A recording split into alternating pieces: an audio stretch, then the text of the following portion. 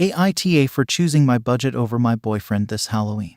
I need some perspective here. This whole thing is so out of control. I own my house, and my boyfriend moved in January. We had a ton of early money arguments and agreed that we would stick to a household budget. Also, he agreed to pay down his credit card debt. I have more flexibility in my personal spending than he does. Early after we moved in, my boyfriend told me that, as a kid, he always wanted to live in one of the houses that were totally decorated for trick-or-treating and handed out full-size candy. Here's where I messed up. I took this as a comment and not a plan. When the end of September came, we went to the Halloween store, and he was under the impression we had savings for this. I didn't know. We go over the monthly budget together, and it was never listed. When he found out that there were no Halloween savings, we had an argument. Afterwards, I talked to friends who all said he had talked extensively about trick-or-treating and how much it meant.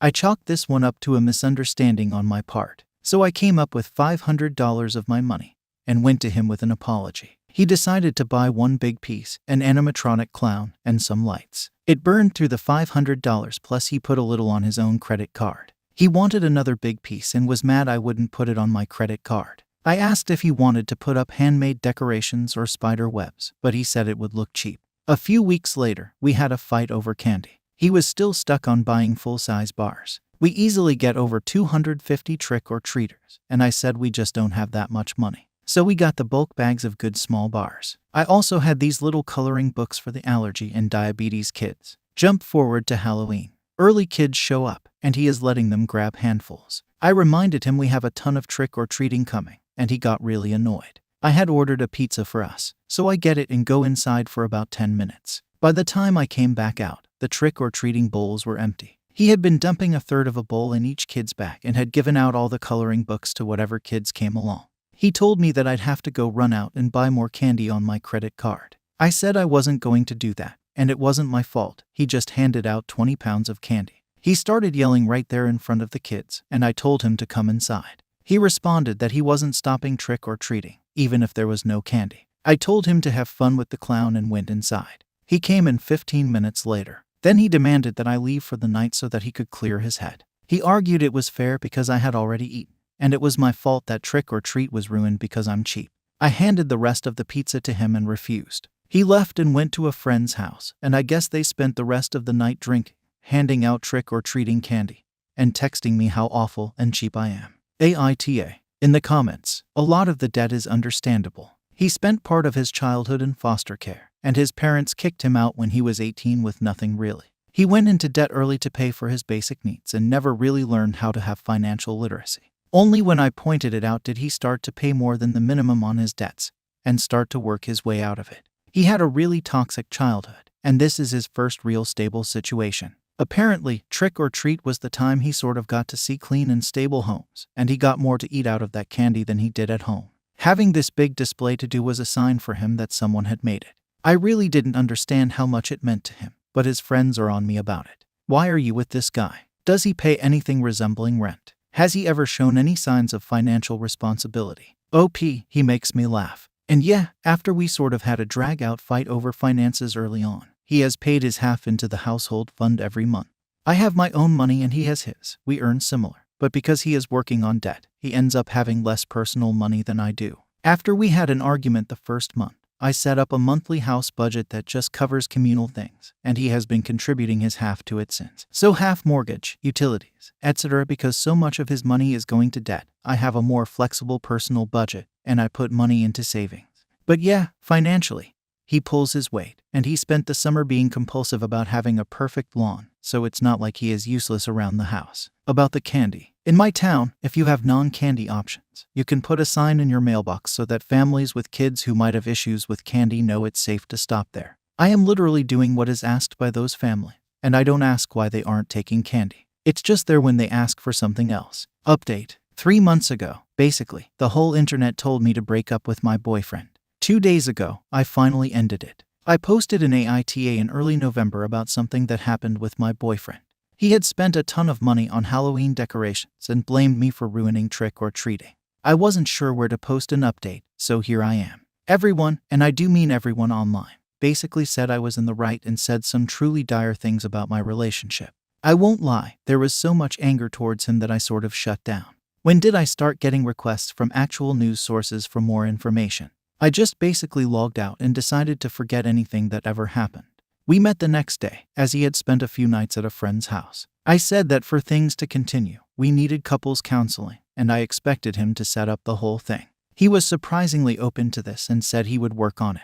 And that's where things started to unravel. Our mutual friends had been really in his corner, bitching me out. But I found out that the story that he had told them was way off from the truth. In his version, I prevented any money for Halloween, had gone cheap on trick-or-treating candy, and was only handing it out to children I liked. Once they sort of heard my version, backed up with pictures and receipts, support went to me. In fact, his friends have been giving him a lot of ribbing about how he acted, which my now ex hates. In the meantime, he had been working on getting us counseling, but found that getting therapy on his insurance meant months of waiting lists. So instead, he came up with this couples coach who was religious. I'm not religious and wasn't thrilled by this, but I figured it was better than nothing. Our first meeting was only 3 days after I posted. One funny thing that came up was that my ex immediately handed over a printout of the household budget, and the coach praised it, but the coach thought my ex was the one who wrote it and that I was failing to follow it. So what followed was this weird thing where my ex wanted all the praise but also wanted the coach to badmouth the budget because my ex hates it. It took the better part of the first session to explain to him the actual situation, and the coach was weird about the fact that it was the woman in the relationship dictating money, even though he liked the budget itself. The next day, one of our friends found the Reddit post and sent it to my ex. All hell broke loose with him, saying that I had betrayed his trust. Our next couples coaching session was all about that, and honestly, I felt terrible for airing his dirty laundry. The coach and my ex both SHT on me a ton during this time that I had publicly humiliated my ex. Obviously, I'm updating, so I don't care about embarrassing my ex anymore. He has this username and will probably read it. Whatever. One thing that was seemingly positive at first about the coaching was that the coach pointed out that my ex had never had the ability to have holiday traditions because of his upbringing. I genuinely felt bad about this, and rolling into Christmas made a huge attempt to incorporate him into my family's traditions and to ask if there's anything he wanted to do. He responded by SHTing all over my family's traditions, and his only contribution was to suggest something really extravagant that would have cost a fortune. I swear he only did this to badmouth me when I said no. This was all bookended by our twice-a-week visits to the couples coach, whom I increasingly hated. He would go through super religious prayers and have issues with us living together before marriage. Neither my ex nor I responded positively to this, but my ex would get really into it when the coach would talk about more misogynistic men as head of household stuff. When I said I'd prefer moving to a regular therapist, my ex said I was undermining his work getting us help. There's a dozen little things that happened in there where I should have broken up. But last week was the real final straw. Ever since my ex found the post I had made on Reddit, he has been obsessed with going through my phone. Because of my career, I wouldn't let him. I have a lot of emails and accesses on my phone that contain sensitive information in regards to work. I made a compromise that he could ask who I was texting, etc., and I'd show him at any point. This wasn't good enough. I don't know how he got into my phone, but he went through it fully and started raging that I was keeping things from him. But none of it had any relation to him. I had a group chat where we were planning a wedding shower for a friend. He's only met this friend in passing. He knew I was helping plan it, but he was mad that I hadn't let him know a little detail. Specifically, we were surprising the bride by flying in her aunt, whom she rarely sees. I wasn't contributing to this financially, I just knew about it. And somehow I was not telling him that specific little thing was keeping secrets. We were still fighting over this when we went to a party with friends. Apparently, in digging through my old chats, he found where a friend of mine had talked to me in confidence about a tragedy she went through. Only her husband and sisters were really in the know. My ex was drunk and started talking loudly about this to her with her husband right there. Her husband told her to shut up, and my ex basically got all superior about knowing things and not having secrets. It was very close to being a fight. I told him not to come back to my house after that, and he seemed really shocked that we broke up. I'm still numb about all of this, but yeah. Him, never again. New update. It ended the way it began, with an animatronic clown. So, look at my history if you are interested in my past with my now ex-boyfriend. But here's the cliff note. My boyfriend lived with me. He hated the concept of a budget. He managed to convince me to give him a ton of money for Halloween decorations, and he spent the whole lot on an animatronic clown.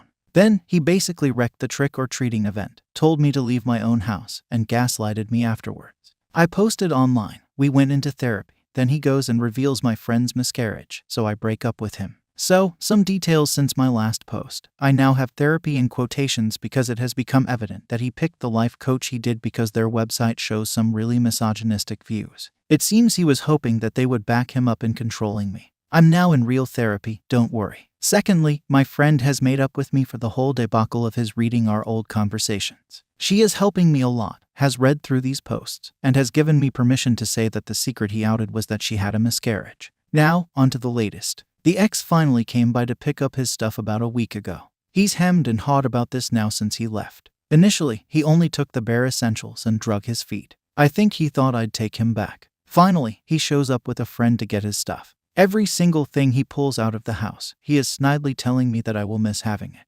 But before he moved in, I had a fully furnished house. His contributions were either things that only he used or stuff that I had duplicates of. Except for the clown. When that finally came up, he was angry. He said that he is now living out of his friend's bedroom and doesn't have room to either store it or display it at Halloween. So he wanted me to pay him back for it. I pointed out that I had paid for it in the first place. He has this whole alternate scenario where I gave him the money to buy it as a gift, therefore, it was his money and I had to repay him. An argument broke out, he stormed out with his stuff, and he left the clown. I've sold it for $200 and look forward to visiting it in a proper, long-term Halloween setup. Thank you for watching the video.